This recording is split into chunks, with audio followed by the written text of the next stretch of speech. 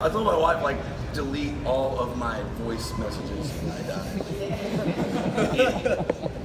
What were you gonna say? Yeah. Were you about to say something? No. Oh, but yeah, as far as lyrical content, it's we try to be really just authentic, and we write about stuff we know about. I don't want to write about things that are not gonna matter in a week or a month or a year. It's gonna be about something I went through, Jeff went through, somebody went through, and we kind of tell it. And before every song, every time we track a song, we always talk about what that song is about, or where the lyrics are at least headed. Yeah. And then you end up getting a lot of stories from people. And then too, what's kind of crazy that continues, because we'll meet people like you guys, and it's like, hey, this song, this lyric means this to me, and it's open to interpretation, even though it is about a real thing. So a lot of times we won't even tell what a song is about. So I feel like it kind of ruins it for people who might have something, and so, of course, some of these topics too I don't want to talk about. I'll put it in a song for everyone to hear, and cryptically, but it's not. Sometimes the subjects aren't really fun for me to talk about. So, but yeah, that's where that inspiration comes from, and it's kind of never ending. I don't get writer's block because of that ever. And then music, we have lots of that going around. So there's no really real boundaries with us. We've kind of done a little bit of everything, and even with what's that? You get a lot of Yeah, for sure. Yeah, Okay, because a lot of times when we write lyrics, what we'll do is write kind of something that we think is cohesive and makes sense, and then apply meaning to it, rather than thinking of this song is about. I need to make sure every word means that. It's a lot more free flow than that. So then you can just get everything down, and then you apply meaning to it, and then you can go back and change stuff. So, but I have changed lyrics before based on telling someone what a song is going to be about, what the lyric means, and them interpreting it back to me in their own way. In my mind, like, oh, that's crazy that it means that. Like, that's crazy that the lyric I wrote means that now, because it does. I just decide that, and I'll end up going and changing my stuff, and I get inspired by that too. So, I guess in that way, the collective kind of goes out into everyone, webs out. Yeah, and musically perspective-wise, we're a band that tries everything. Like, we like any ideas, we'll try them. I'm sure there's lots of like garage recordings of some of our songs with just the dumbest versions of parts that could have possibly existed, but we try them anyways. Like, we'll try everything. We're never like, nobody ever walks in like practice and be like, oh yeah, I have this idea, and this is exactly how it's gonna go. Nobody's gonna change it. Like, it's just always we're very into vibe. It's like a bunch of weird hippies, I guess. We're just perma-stoned on Yeah. non-existent psychedelic. So this next song is, I will tell you what this one is about. It's called when I was very young, I had kids. I was in high school. I do not recommend it. I think you guys are already way past that. Don't go back in time and have kids in high school. Not a good thing. But they grew up. They're fine. Everything's cool.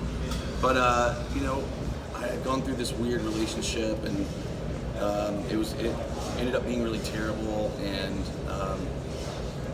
there were, in the state of Arkansas, I basically had no rights to my son, and his mom was not doing well. She was ill, and she was self-medicating insanely. So I would sit and watch, and as she kind of went through this time, and I really cared about her, and I cared about our son, of course.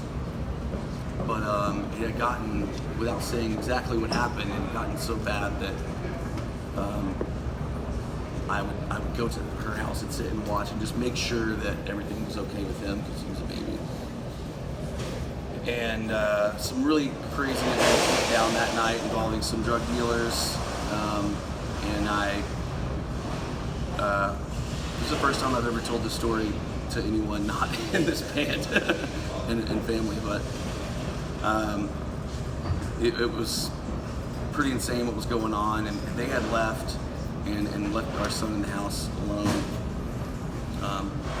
So I went in and I took a tire iron with me and broke in the back window and took my son. And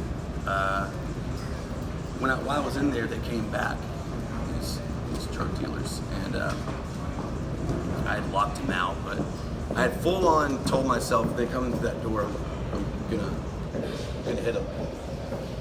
And the next day, the DA called me and said, if you don't return your son by 3, I'm going to charge you with kidnapping. And I said, come and get me, motherfucker. Hung up the phone. But now knowing that, all of that, we went in to write this record and write this song, which is really about more my relationship with her and me trying to stick with her, even though I knew, that she was doing some terrible things.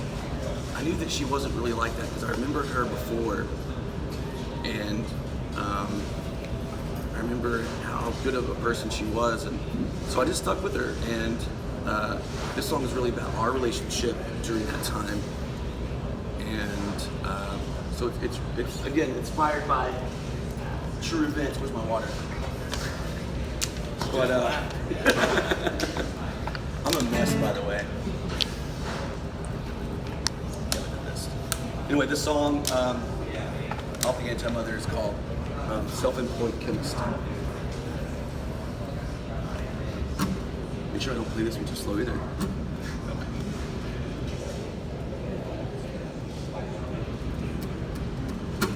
It's like you know the words and hear the music.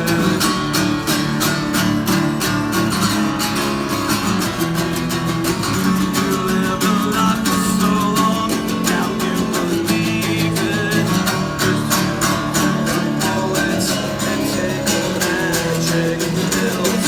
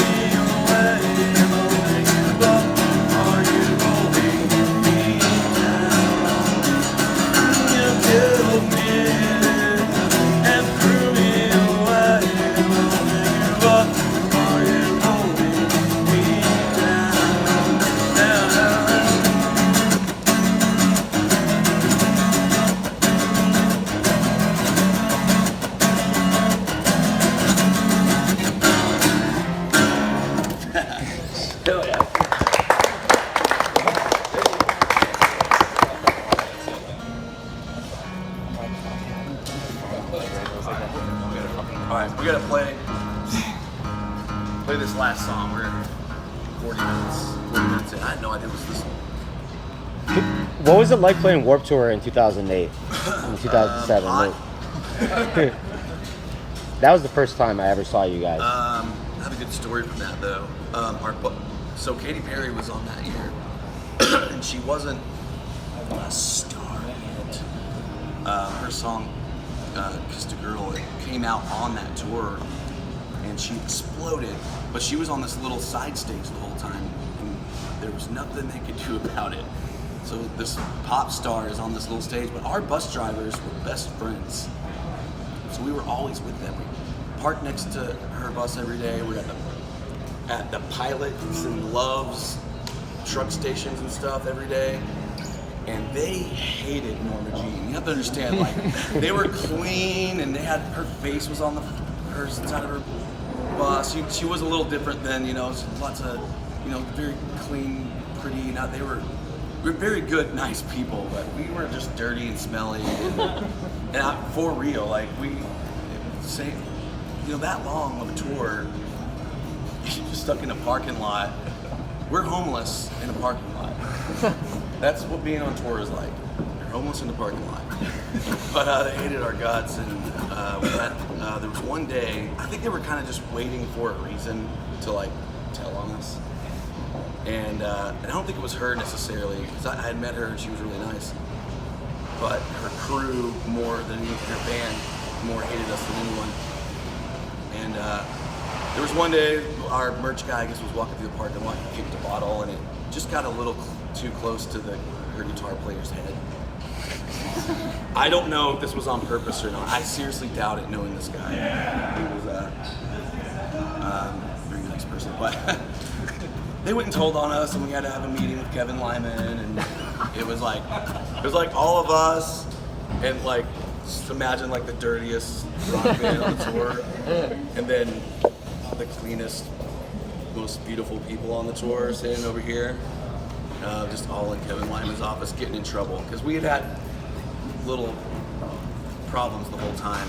He was sick of us. So that was kind of what it was like, really. Hot and Katy Perry.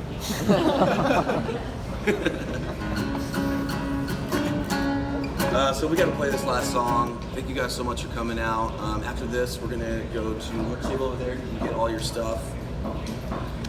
And we'll hang out for a little bit and talk or whatever. Yeah, thank you guys so much. This is the, I guess part 2 to the, part 2 to the fictional story from the trilogy between Meridional and Polar Similar. It's called Some Guys Blood Moon.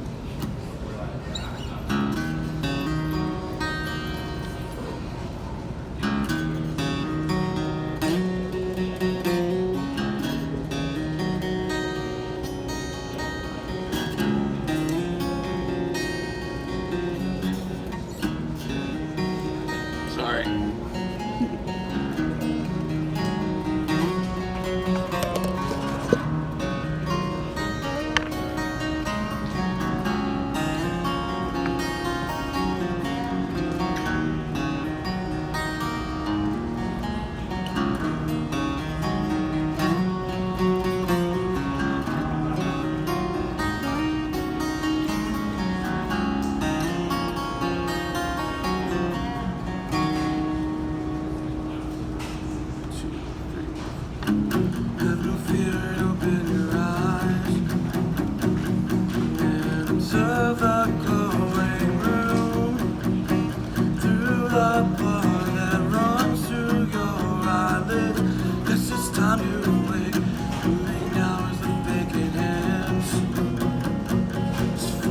Chance to sleep again.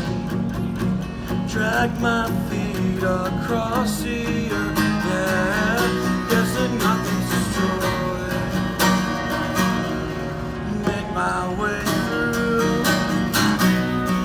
my designer home to the heart of my captivity, where I am both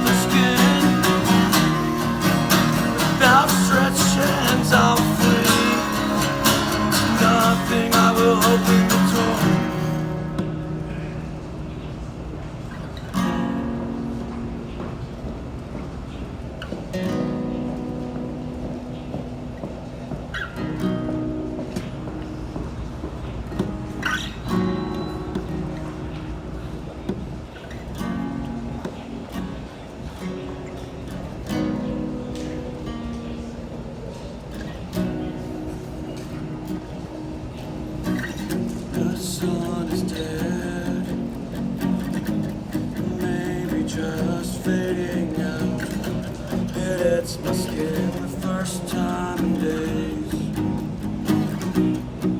As I slip into the air, I feel the warmest winter I can remember.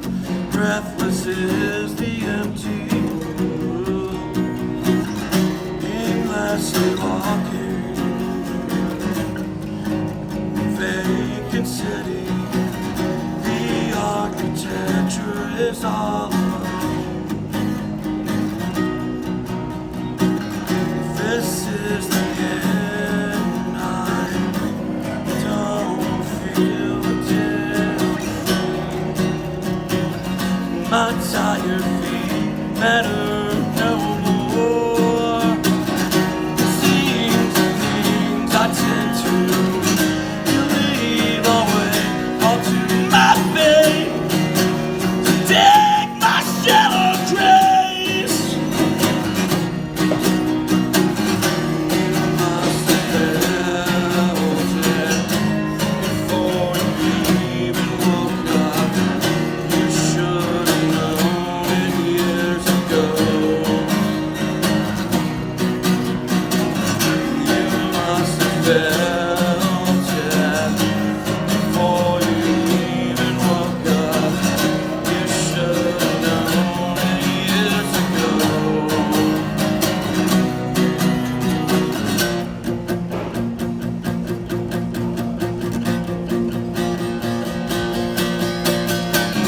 Don't be surprised, my friend. Make your own decisions. You worked hard, fought the good fight. It takes a copper and a pale mouth full of broken teeth, and the sound of excuses. Now count my blessings on the fingers of a young pinhead, empty of reason. Goodbyes on the tip of my tongue forever, and so it goes. You must have felt it before you even woke up. You should have known it years ago.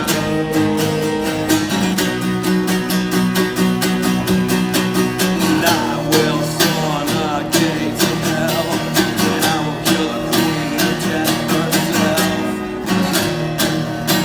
Shadowless in the last direct light of the drowning. And I will storm the gates of hell, and I will kill the queen of death herself. Shadowless in the last direct light of the drowning sun.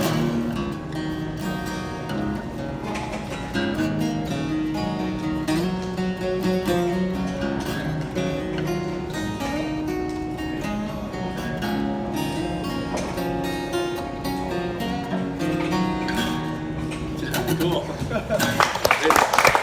Thank you guys so much. We'll be over here hanging out. If y'all want to follow me over to the merch, we'll get y'all set up with your flags and everything.